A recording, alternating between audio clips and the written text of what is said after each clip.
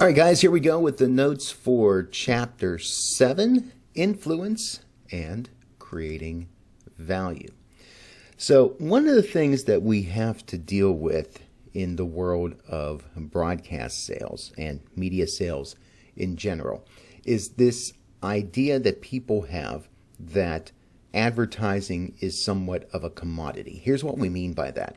A commodity is a product that is interchangeable with other products, is widely available, and is differentiated only by price. So what happens is that people tend to think of advertising on various platforms and even different companies within particular platforms.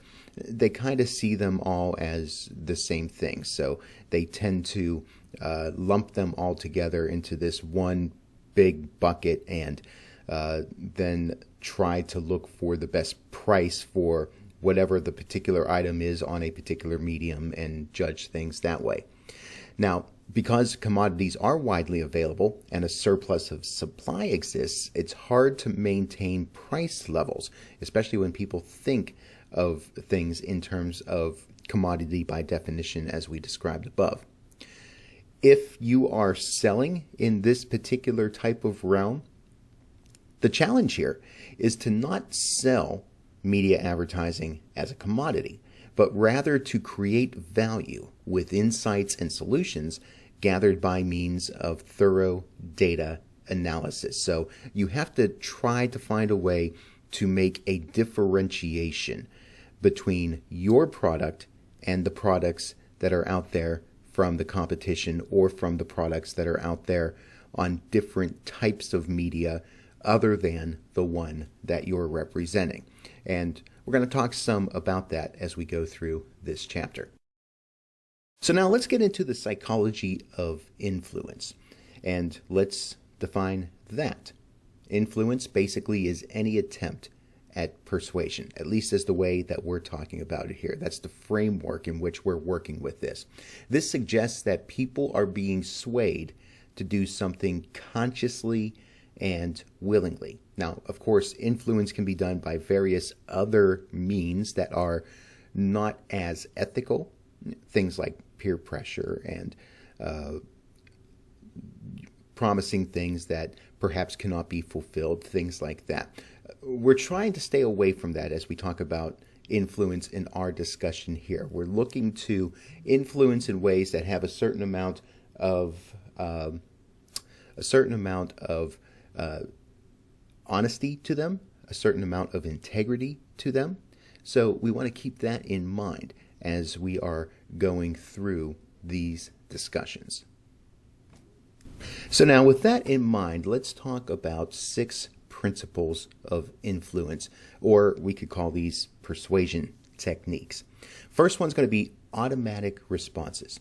Humans have pre-programmed tapes of sorts that trigger unconscious automatic responses of compliance. Sometimes these things wind up coming up at the wrong times. It's that sort of thing where, when people talk about putting their foot in their mouth and other things, or they have a brain freeze or something like that, in which they will do things out of reflex that may not necessarily be what they intended to do. Or maybe it's just something that is done as a result of habit or doing things in a rote sort of fashion.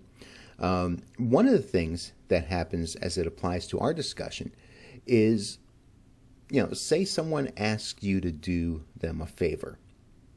We will be more successful at asking people to help us if we provide a reason for that help. The book uses the example of, hey, would it be all right if I hop in line and use the copier ahead of you because I've got a rush job, I've only got 5 minutes, it's an urgent sort of thing. If you can give a reason for an action that you want to take or you want someone else to take, there's a better chance that people are going to be willing to comply to the request. Now, let's take a look at the contrast principle. Using costs of contrasting items and or complementing accessories to increase customer purchases. This is what we're talking about when it comes to the contrast principle. A couple of examples of this: you could compare the price of your offer that you've made to a prospective client to much more expensive prices of competitive media. You can also make your first offer or proposal unreasonably high so that the second one seems reasonable regardless of its actual value. So the idea here is that with the offer that you're trying to make, it's going to be in contrast to another option that is out there. And in that aspect of trying to present that offer using this principle, you may have a better chance of having someone accept an offer that you make, because compared to the alternatives, the offer that you make winds up seeming reasonable and acceptable. Okay, the next aspect of influence is reciprocation. The rule of reciprocity is that we must provide to others the kinds of actions that they have provided us. I scratch your back, you scratch mine. If someone gives us something, we have an inviolable future obligation to return the gift or favor, no matter how small, and whether or not we asked for the favor. It's just kind of this, you can almost call it kind of a pressure. This sense that when someone does something for you, then there's an expectation somewhere along the road that you go back and do something for them. We can talk about whether that should be a thing or not, but let's face it, it's a thing. The reciprocity rule will work both ways, however. Not only is there an obligation to reciprocate when someone gives you a gift or does you a favor, but there's also an obligation for the gift giver to provide an opportunity for the gift receiver to repay the debt or return that particular favor. Because we do kind of have this reflex within us to want to repay someone for when they have done things for us. Those that have given things initially need to be able to receive in return as well. Some people are not very good at that, and sometimes that can leave a bad taste in people's mouths when they are resistant to someone returning a favor. So the rule works both ways, both in terms of initially giving something and then when someone responds in kind. Now, commitment and consistency. This is another one here. The need for our beliefs to be consistent with our actions lies deep within us, and it directs our actions with quiet power. So this is the sense that, we talk about who we truly are in terms of our character and our makeup, and the ways that we, our beliefs, our attitudes, our values, and how those things should influence the ways that we behave and the ways that we think and the ways that we are. So this is important to us as people. Now, in order for people to be consistent, they must take a stand. They have to have something to be consistent about. In other words, those various beliefs, attitudes, and values. There's a source for the things that we do and that reasoning for doing things with a similar mindset, a similar philosophy, similar motivation every time that we do it. And what that is what those various principles are that we have. And having a commitment to those things has to be first and foremost in order for this idea of consistency to be able to take place. You commit to those ideas, and then that causes you to be consistent with what you do and how you are. Some commitment tactics. First off, you can show concern for somebody. Many times people start a conversation with, "Hi, how are you doing?" And when you say that, don't just say it as a fluff statement. Actually show interest in somebody. If someone responds and says, "I'm having a really stinky day," be willing to listen and take that in and have a certain amount of empathy for that. Or celebrate if they're having a fantastic day. So show concern and be genuine about that. Also, get people to say yes to small things first. Many times we are hesitant to just jump in on something that seems to be a really big commitment. But if we can gradually bring people along with us, get them to say yes to something small, we have a better chance to get them to say yes to more things as we go along. Also, get people to write something down. There's something about the aspect of writing something down on paper that turns that thing that's written down into something that's on purpose. So you're writing down on paper, and that becomes something that's written down on purpose. So there's intentionality there. And when it's in writing, it's kind of this sense that, okay, it's on paper. We have to do something with this. And also get people to tell someone else. There's a commitment factor there, that if they're willing to go and share the things that you would ask them to share, there's that commitment to go and tell. Let's talk about the foot in the door technique. This is getting people to agree to a small request and then to larger and larger ones. It's just kind of a more formalized way of saying getting people to say yes to small things first. And then again, you can increase that commitment with different things as the conversation goes along.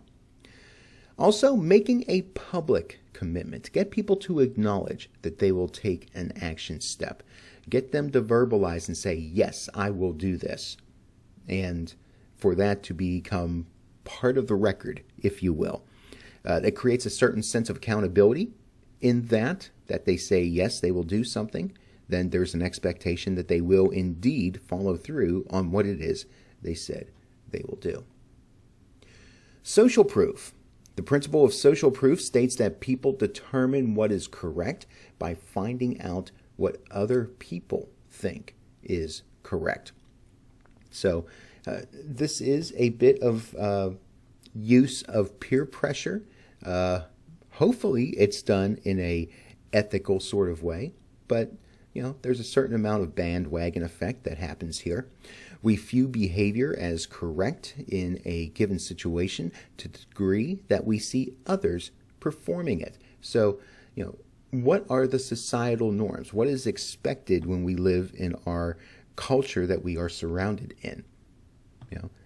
As such, the way of public opinion goes, so it persuades us in the way that we should go.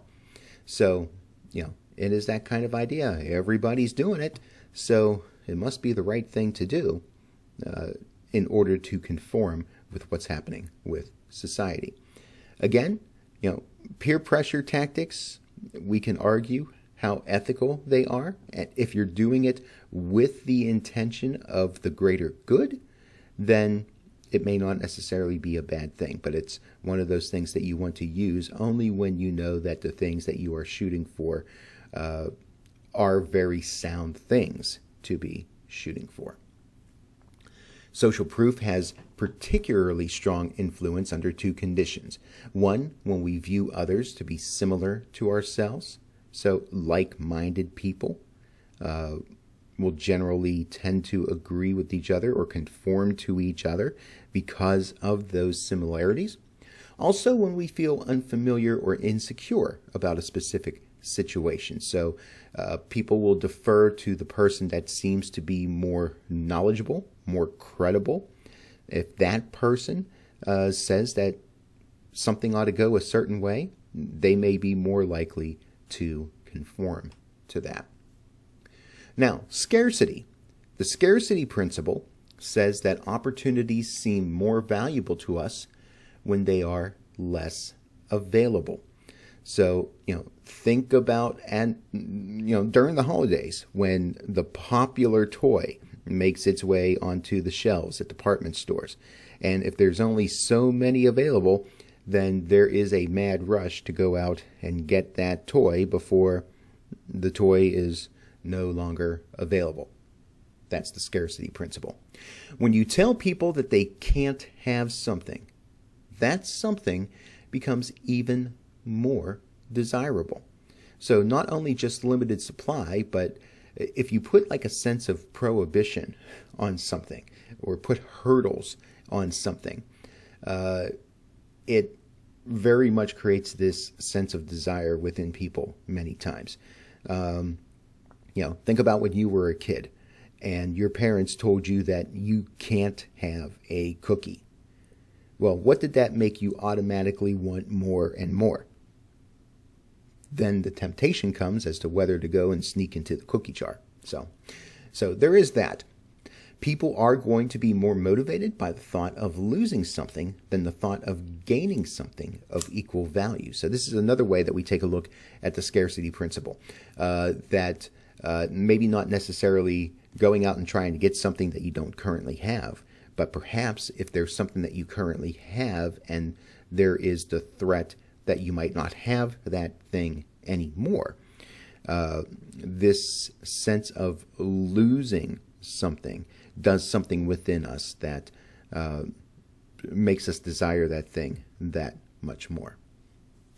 Non-ethical uses of scarcity of information and data would include this list here: information on a competitor's advertising, untruthful statements about competitors, and the promise of exclusive information. All of these things would be really bad ways to use that scarcity principle, because you are then trying to persuade someone based on information that is not necessarily of benefit to them, or could even be just straight out lies.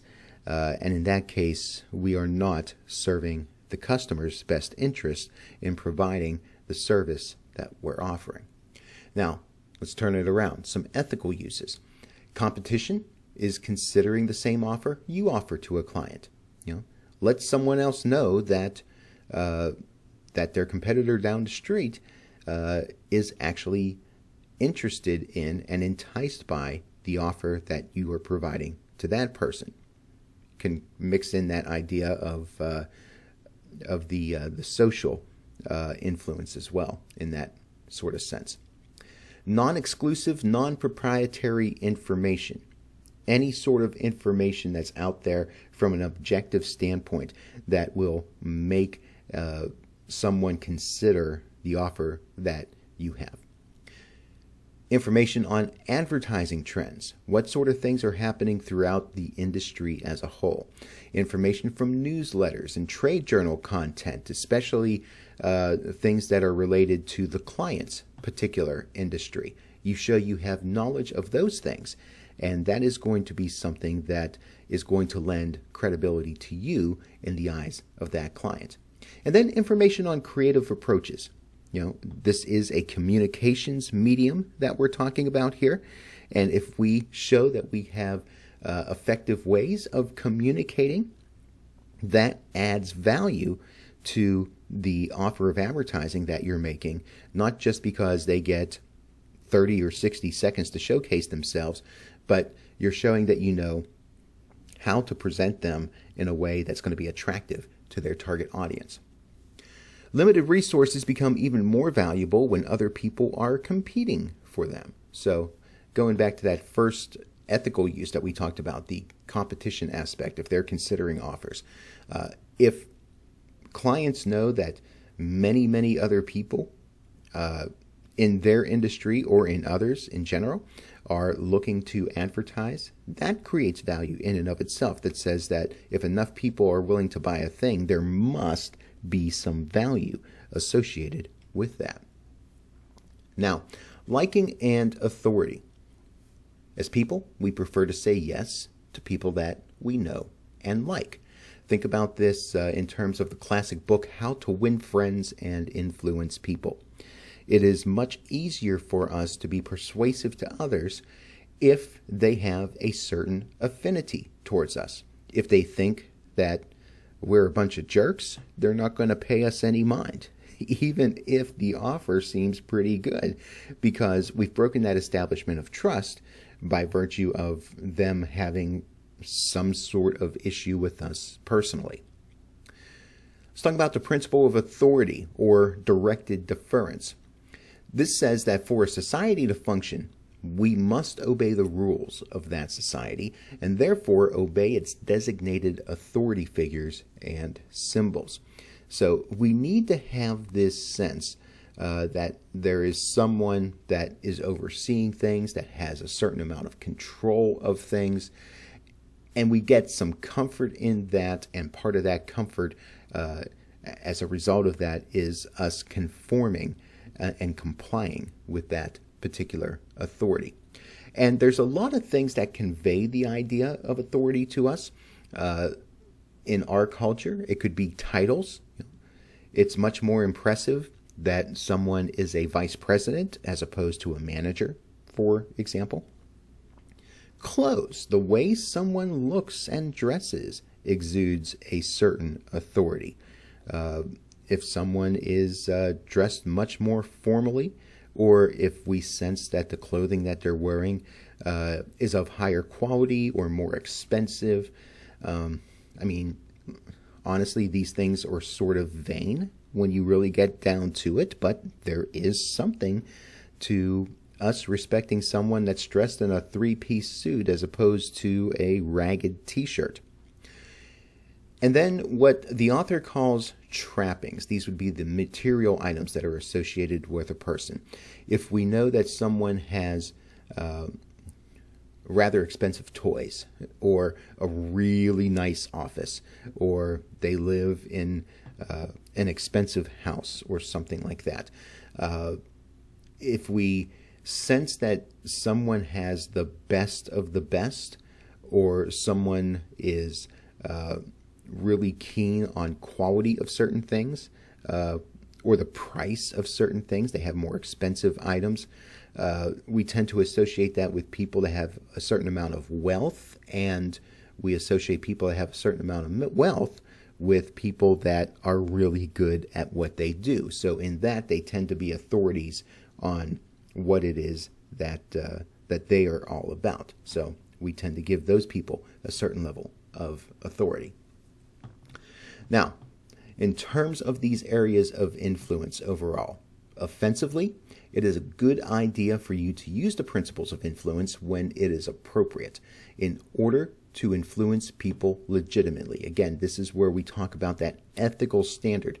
You're not trying to persuade someone under false pretenses. You're not trying to persuade someone in ways that they would not realize some sort of benefit from what you're offering. But you want to do it in such ways that there is benefit to them, that they legitimately could pursue the things that you're offering. They have the means, whether it's they can fit it within their budget. They could see that the advertising is going to really accomplish the goals that they have in place. Doing these things in such a way that you're not just being a seedy jerk in trying to persuade them. Now, as far as defense, the best defense against these principles is to recognize them for exactly what they are, to stop before you respond automatically, to name the tactic, and then to exhale and respond appropriately and rationally. Because again, not everybody that uses these principles is doing so with your best interest at heart. So if you're on the receiving end of these things, and you can see what it is that they're doing, that gives you an opportunity to take a step back, look at the big picture, and determine if the offer that's being made to you is truly being of benefit to you, and not just based on what the person is telling you or how they're telling you those things. So at this point, let's take a break, and we will finish up this chapter when we join each other over on the next video.